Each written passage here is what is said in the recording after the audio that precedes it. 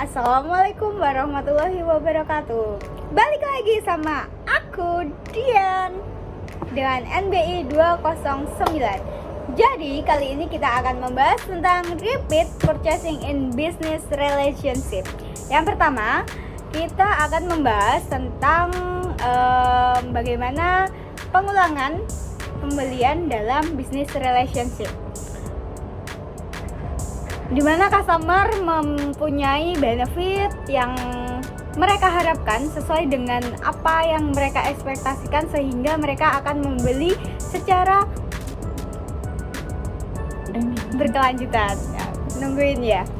Jadi mereka bakal kembali lagi dengan transaksi yang bisa lebih banyak atau lebih loyalitas lagi karena apa yang kita berikan. Jadi mereka akan merasakan manfaatnya seperti pelayanan atau mungkin harga atau rasa, tergantung apa yang mereka ekspektasikan.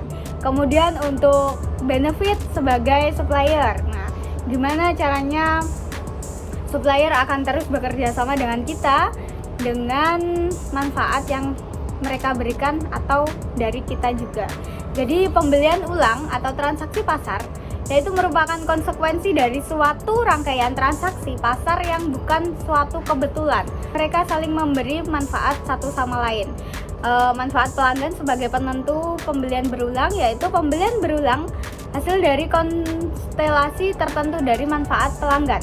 Bonding memiliki peran penting dalam menentukan perilaku pembelian.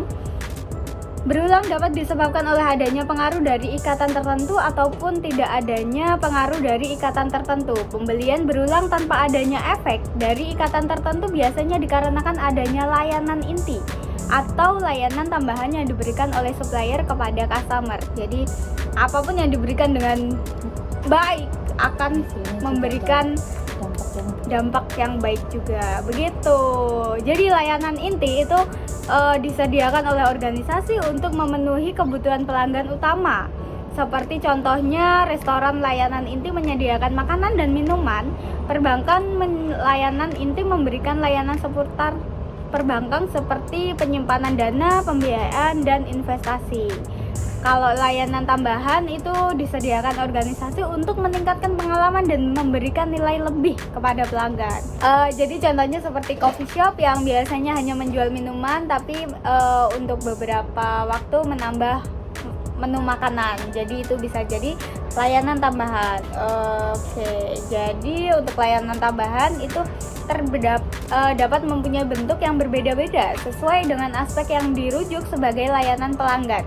Namun, pembelian berulang ini hanya akan bertahan selama manfaatan dari pertukaran hubungan yang menguntungkan dari supplier dapat dipertahankan.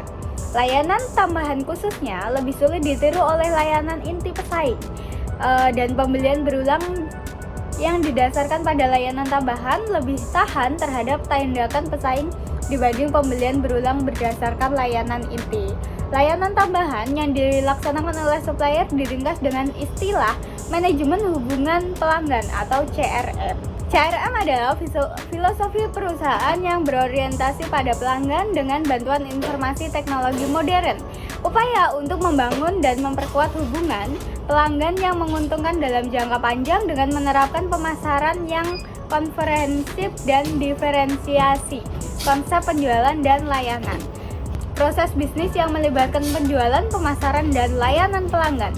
Analitik CRM yaitu analisis data pelanggan untuk mendapatkan wawasan yang lebih dalam mengenai perilaku, kebutuhan, dan preferensi pelanggan. Kemudian kita akan membahas tentang quasi-rent. Quasi-rent adalah keuntungan tambahan yang diperoleh oleh suatu pihak karena adanya hubungan atau sumber daya spesifik yang tidak mudah digantikan dalam jangka pendek. Quasi-rent muncul ketika suatu perusahaan atau individu atau telah melakukan investasi spesifik yang sulit atau mahal yang dialihkan, menciptakan kelebihan nilai atau surplus dibandingkan dengan pihak kompetitor. Untuk contohnya seperti investasi teknologi yang khusus seperti ada di slide sebelah sini. Kemudian specificity as switching barriers. Jadi kekhususan sebagai penghalang beralih mengacu pada tantangan penerapan keterampilan atau pengetahuan yang sangat spesifik untuk tugas atau domain baru atau berbeda yang dapat menciptakan penghalang untuk beralih di antara keduanya. Kemudian untuk pembelian berulang karena bonding, itu ada satisfaction as switching barrier, trust and commitment. Ada slide sebelah sini di mana persepsi seorang pelanggan itu sesuai atau tidak, ekspektasinya terpenuhi atau tidak. Kemudian untuk hasilnya itu ada negatif atau confirmation pass atau positive confirmation, melebihi dari ekspektasinya. Untuk yang confirmation dan positif ini lebih menguntungkan ke positif, jadi mereka akan kembali memesan ulang.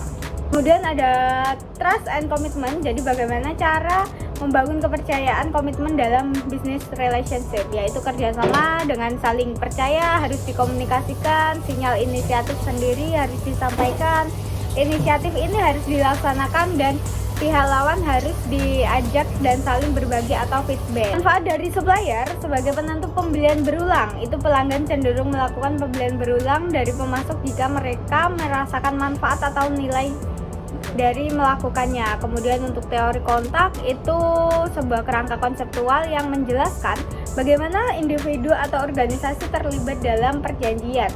Kalau yang neoklasik itu ada sebagai respon terhadap kelemahan kontrak klasik dalam situasi yang lebih dinamis dan tidak pasti.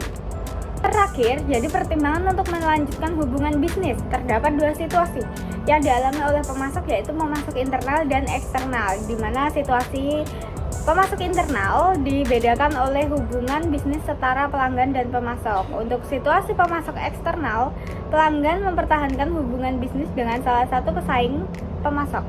Pada prinsipnya, situasi pemasok mendukung dampak positif dari reputasi baik perusahaan yang ditawarkan dari mitra bisnis. Begitu. Jadi untuk penjelasan kali ini cukup sekian dan terima kasih. Happy watching. Bye bye.